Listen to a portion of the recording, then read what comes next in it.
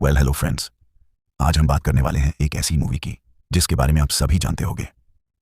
जी हाँ दोस्तों, आज मैं बात करने वाला हूं बैटमैन वर्सेस सुपरमैन के बारे में, जिसको लोग समझना ही नहीं चाहते हैं। वो सारे लोग जो इस मूवी से हेट करते हैं, वो मूवी से ऐसी ऐसी चीजें निकालते हैं जिसका कोई सेंस नहीं बनता, और कोई तो ये कहता है कि भैया बैटमैन को सुपरमैन से लड़ना ही नहीं चाहिए था। तो चलो यार, आज हम इस फिल्म के ट्रोलर्स को जवाब देते हैं। तो सबसे पहले बता दूं कि मेरे एक एक बताए चीज को ध्यान से सुनना। बैटमैन वर्सेस सुपरमैन बैटमैन के पर्सपेक्टिव से दिखाई गई मूवी है, और इसमें बहुत सी चीजें या तो बैटमैन करता है या तो लेक्स लूथर। बैटमैन एक ऐसा इंसान जो अपनी जिंदगी के इस पड़ाव पर है कि उसकी पत्नी छोड़ के जा चुकी है, उसका बेटा जोकर के द्वारा मारा जा चुका है, और वह शराब का आदी है। क्राइम को 10 साल से दूर रहने के बाद जब उसके सामने ही उसका खास साथी मारा गया, वो उसके लिए काफी दुखद था, और साथ में उसने अपने सामने इतने लोगों को मरते हुए देखा जिसमें वह कुछ न कर सका। बताओ, एक इंसान जो अपनी जिंदगी भर अपने गिल्ट को छुपा के रखे हुए था कि वह अपने बेटे को न बचा सका और लोग उसके सामने मर रहे थे, और वह कुछ न कर सका, तो वह क्या करेगा। बैटमैन वर्सेस सुपरमैन के इवेंट मैन ऑफ स्टील के लास्ट के बैटल की वजह से हुए। बैटमैन को सुपरमैन पर कभी भरोसा नहीं था। वह जानता था कि साला अगर कहीं इसका माथा ठनका तो ये सबको खत्म कर देगा। वही सुपरमैन भी जब बैटमैन के कारनामों के बारे में जानता है तो वह समझ जाता है कि इसे उसे रोकना ही होगा। और उनका सामना एक बार होता भी है जहां बैटमैन और फार्मिंग कर देता है और पूछता है क्या तुम्हारा खून बहता है।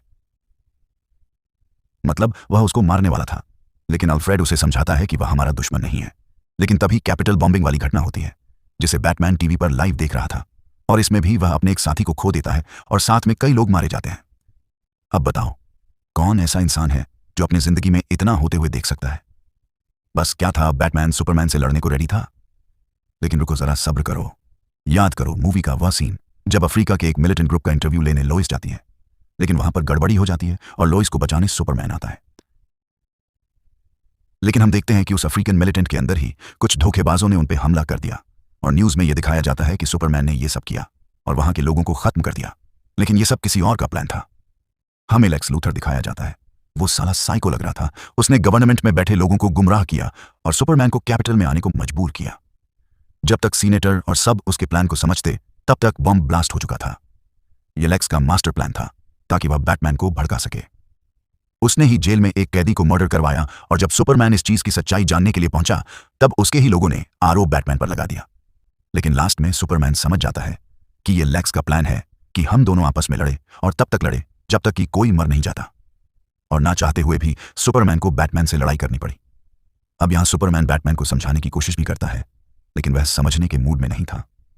अब तो ये समझ गए कि बैटमैन और सुपरमैन के बीच युद्ध क्यों हुआ। अब लेक्स लूथर ऐसा क्यों चाहता कि ये दोनों आपस में लड़े, इसका भी तो लॉजिक होना चाहिए।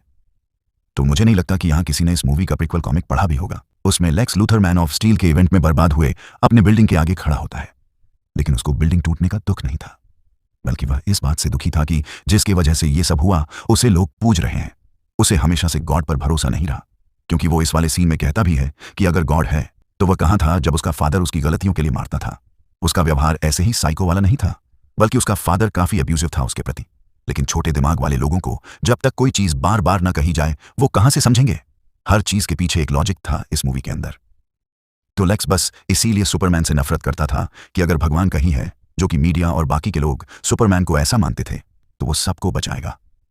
उसे इसी बात से सुपरमैन से नफरत थी, और वह हमेशा से सोचता था कि गॉड हाइपोक्रेट है। शुरू से लेकर अंत तक वह दिमाग लगाता रहा कि उसे सुपरमैन को खत्म करना है, इसीलिए वह क्रिप्टोनाइट को खोजवाता है। और हमें यह भी दिखाया जाता है कि अगर कहीं से ये दोनों नहीं लड़ते, तो वह फिर एक मॉन्स्टर को तैयार करता है जो सुपरमैन को मार सके, और लास्ट में अपने प्लान में कामयाब भी हो जाता है। इस वीडियो में मैं बेतुकी बातें नहीं करने वाला।